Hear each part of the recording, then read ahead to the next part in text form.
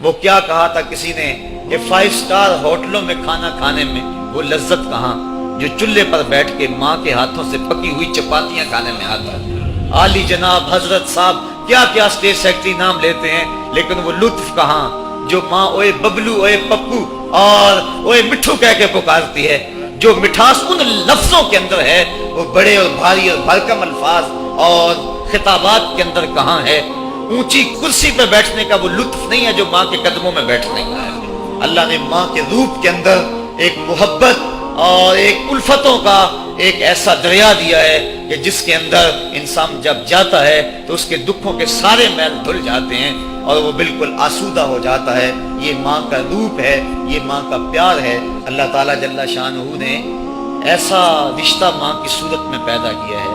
جنت کی چھاؤں کا دنیا کے اوپر روپ ہے ماں کی ذات، کہ دنیا پر ماں کے پیار کا بدل نہیں ہے۔ میں کہا کرتا ہوں آج کوئی شے بھی خریدنے نکلے تو آپ وثوق سے نہیں کہہ سکتے یہ خالص ہے۔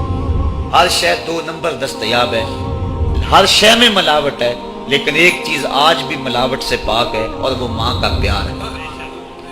ماں کی محبت آج بھی کھری ہے اور آج بھی اس میں کوئی ملاوٹ نہیں ہے۔ بچہ بوڑھا بھی ہو جائے لیکن ماں کے لیے وہ بچہ ہوتا ہے، ماں کی دعائیں اسی طرح اس کے لیے ہوتی ہیں، اور بچہ آغوش مادر میں آ کر پھر طفل سادہ رہ جاتا ہے۔ یہ ماں کا پیار اور ماں کی محبتیں۔ ایک شاعر نے ماں کی محبت کا نقشہ کھینچتے ہوئے کیا خوبصورت بات کہی۔ وہ کہتا ہے مدت ہوئی میری ماں نہیں سوئی تابش، میں نے ایک بار کہا تھا مجھے رات کو ڈر لگتا ہے۔ کہا سحری کے وقت میں نے ایک بار اٹھ کے رات کو چونک کر کہا تھا مجھے رات کو ڈر لگتا ہے۔ مدت ہو گئی اس بات کو، یہ قصہ پرانا ہو گیا ہوا ہے، مجھے بھی بھول گیا ہوا ہے، لیکن میری ماں رات کو نہیں سوتی، میرے بیٹے کو کہیں ڈر نہ لگ رہا۔ یہ ماں کے پیار کا روپ ہے۔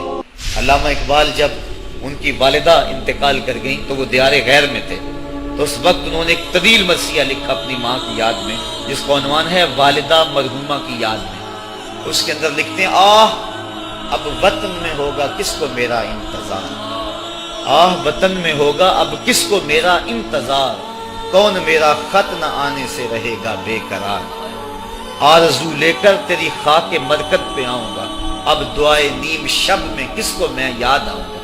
کون پچھلے پہر اٹھ کے دعا کرے گا؟ ہر ایک سے کہنا پڑتا نا جناب دعا کرنا، مولوی صاحب سے بھی عرض کرنا پڑتا حضور دعا میں یاد رکھنا، پیر صاحب سے گزارش کرنا پڑتی ہے جناب مجھے دودھ راتوں میں اور چاندنی راتوں میں مجھے یاد رکھنا، حاجی کو معتمر کو کہنا پڑتا جناب دیار حرم میں جا رہے ہو اور دیار حبیب میں جا رہے ہو وہاں مجھے دعاؤں میں یاد رکھنا، سین حرم میں بھی اور جالی کے سامنے بھی ہر ایک کو کہنا پڑتا ہے کہ مجھے دعاؤں میں یاد رکھنا۔